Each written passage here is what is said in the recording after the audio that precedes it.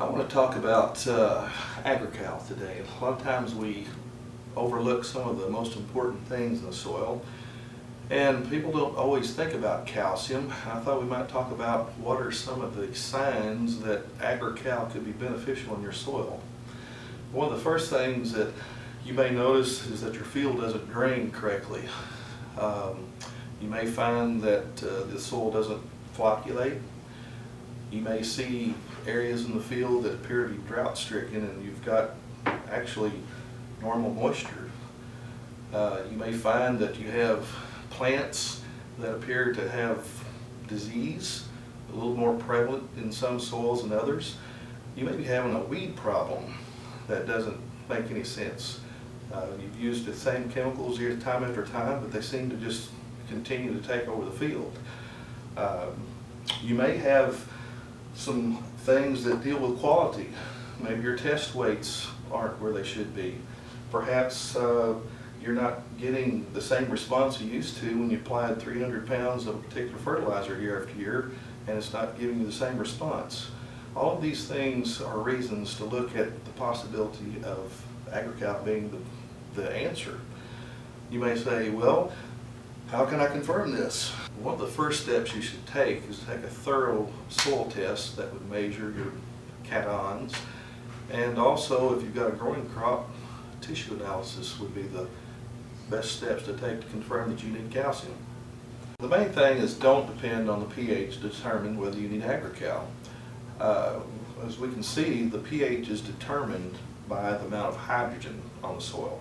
In this slide that shows what we would consider an ideal ratio or percentages that was established by Dr. Albrecht back in the 70s, we see that the hydrogen is about 10 to 15% of what the base saturation is made of.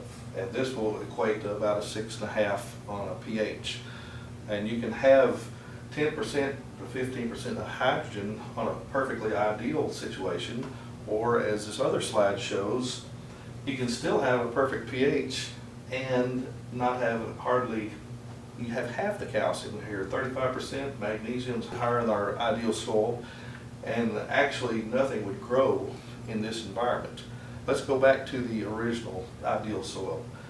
Here we see that calcium at 65 to 70% is what is considered ideal. A lot of times you can have, like our other showed, less and still have a perfect pH. So the pH is the last thing you want to look at to determine whether calcium is needed.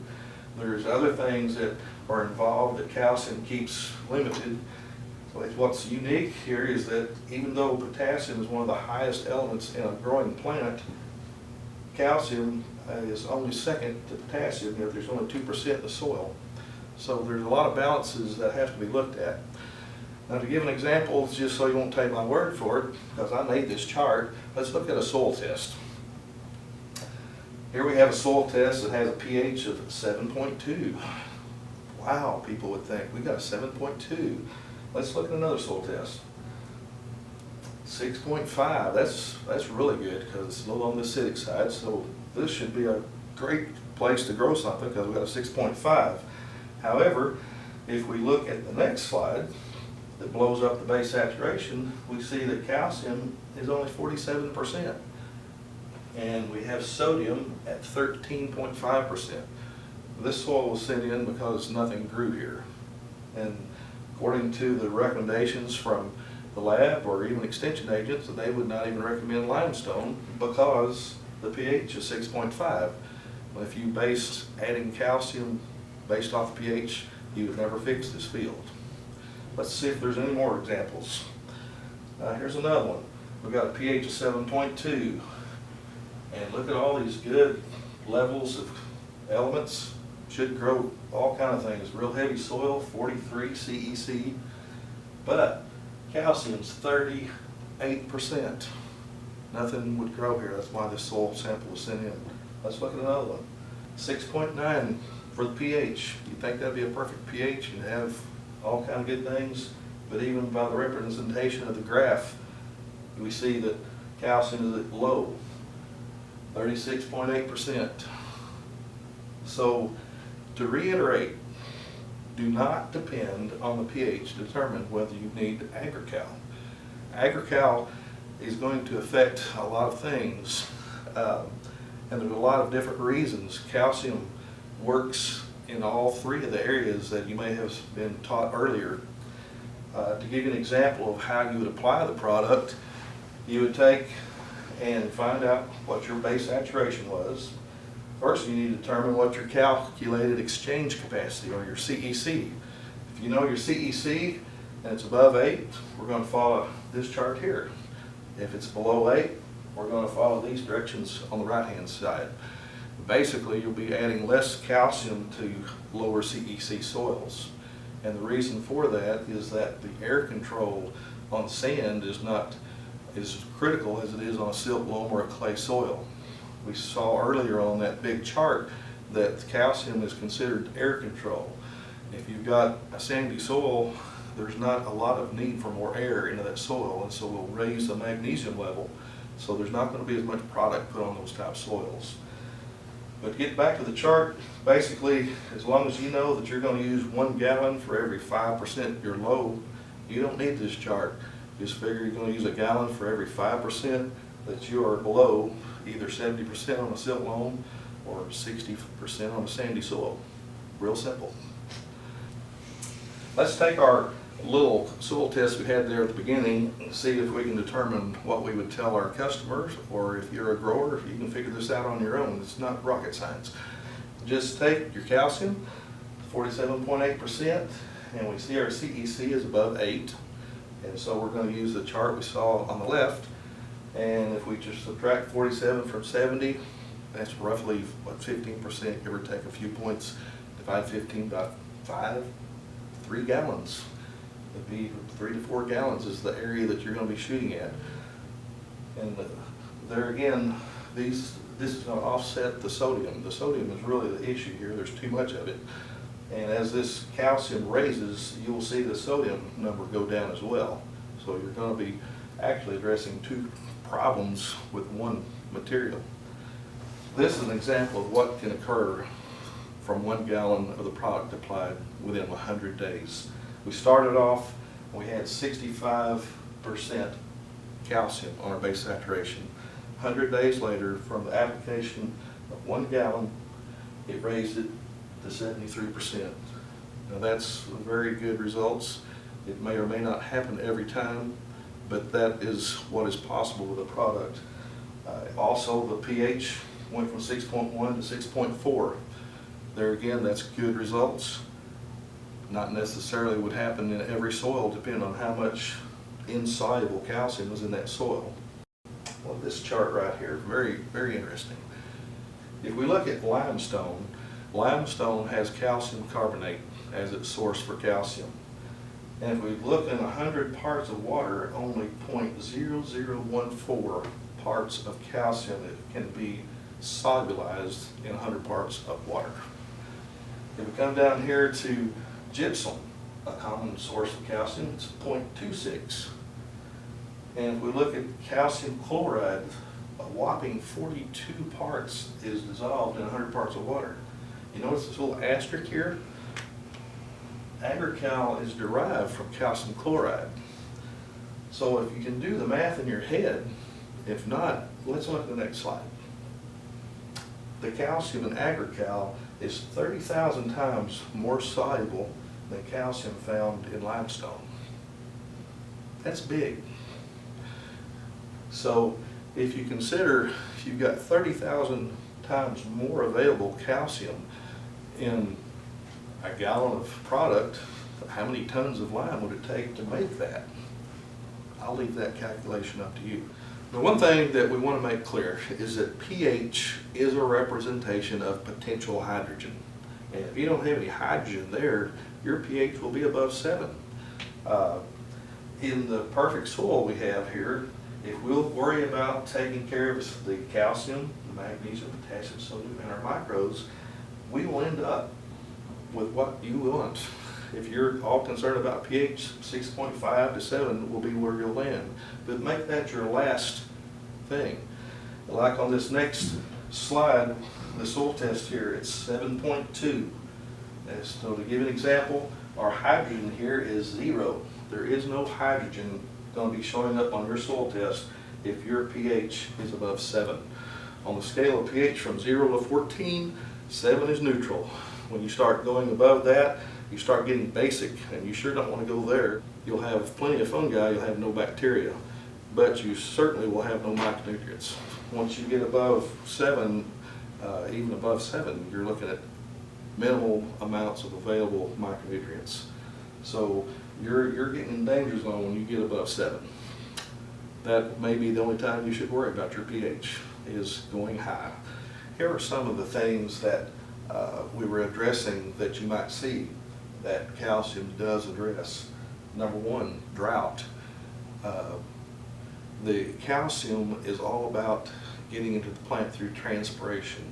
So if there's not water flowing out the leaves or flowing through that plant, calcium does not move very well.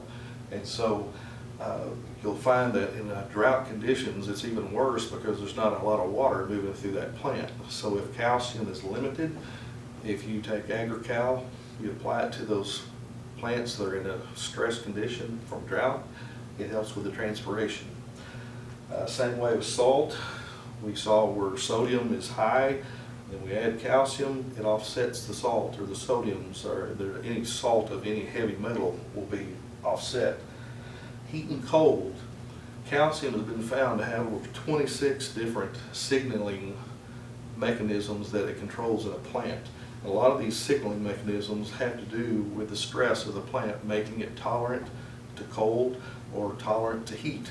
So many times if you have, for instance, an orchard and it's going to be cold, getting a good supply of calcium is going to help it release some of the stress from cold. Same way on the metals, there's just a list of things here. Microbial pathogens, insects, UV, excess boron. A lot of times if a person puts too much boron on a field, nothing will grow. And the only way to fix that is adding calcium. Calcium will mitigate the toxicity of boron. There are many diseases, if you look back over the last 100 years, of different cereal grains, anything from vegetables, anything that has to do with a root rot. There are just a number of diseases that can be mitigated by the addition of calcium, and not just calcium, but soluble calcium. The just straight calcium chloride is even helpful in these situations. But when you take a product like AgriCal that has removed the majority of the chloride to the point that we have an organic chelating agent supplying 100% soluble calcium, it is truly helpful in mitigating any of these 10 problems that's associated with plant stress. One of the biggest things that calcium does, and where you'll find it in a plant, is in the cell wall. Calcium could be considered the construction, the lumber of the house in that plant. All the walls that hold that plant up are built of calcium, and that is the majority of it. The other spot is on the leaf. The calcium will concentrate in the leaves, and that is what allows the movement of a lot of the material in and out. Plus, as we said earlier, it signals the plant to say, oh, we need some boron over here, or we need some manganese over here. Oops, there's a sulfur's low. Calcium, can you tell them that we need some sulfur over here? It works just like a dispatcher or a signaling light. It's essential for the cell membrane function. Without the calcium in the membrane, they break down and they'll start leaking some of the microbes basically insides.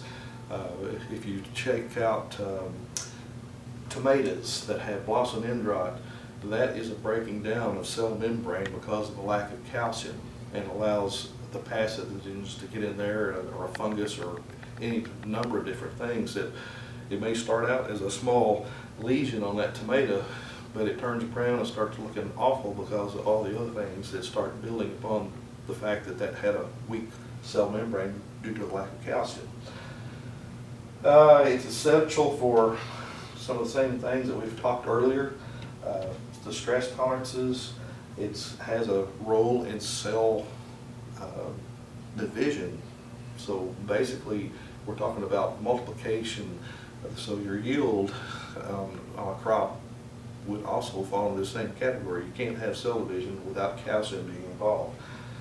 Calcium is also essential for what they call chemotaxis, which is what allows that plant to trigger enzymes that makes it move, or it actually moves the plant, the internal parts that may have a reaction to a certain stimuli, whether it be heat that may cause that plant to shade itself, or it could be some way to trap the moisture and to close off the stomata so that it would retain moisture within it instead of staying open and just casting its water to the wind and drying up and looking like a drought-stricken plant, which we talked about in the very first part of this presentation, was that if your crops look like they're drought-stricken and it's got good moisture, pretty good indication you need some calcium.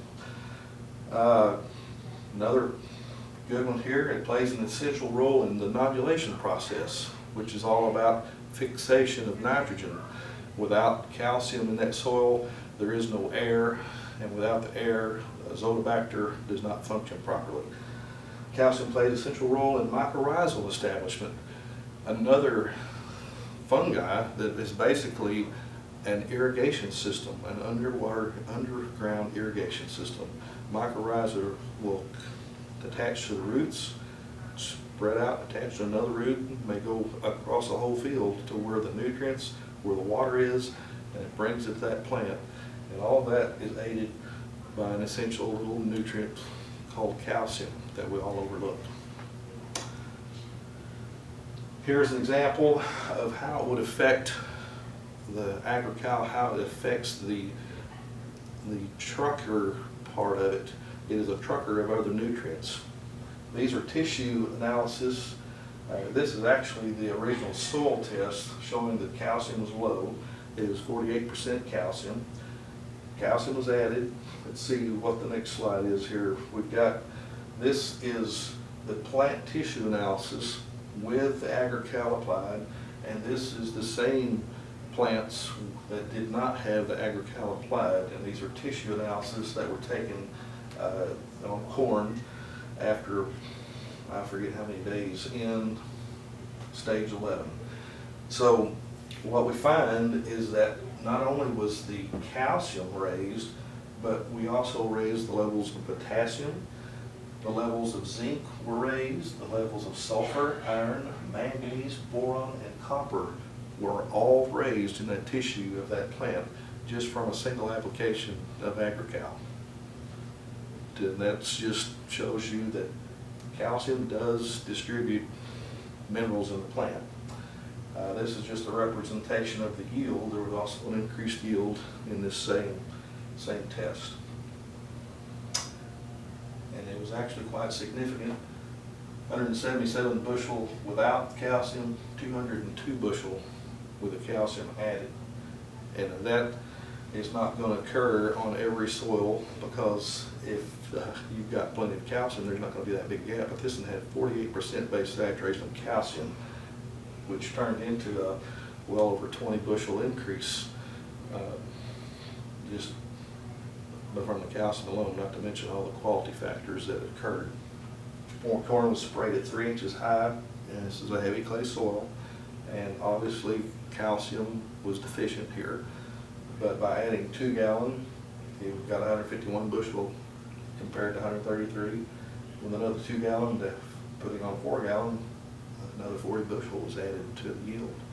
So it's very significant when calcium is deficient. Here's an example of how calcium affects the roots.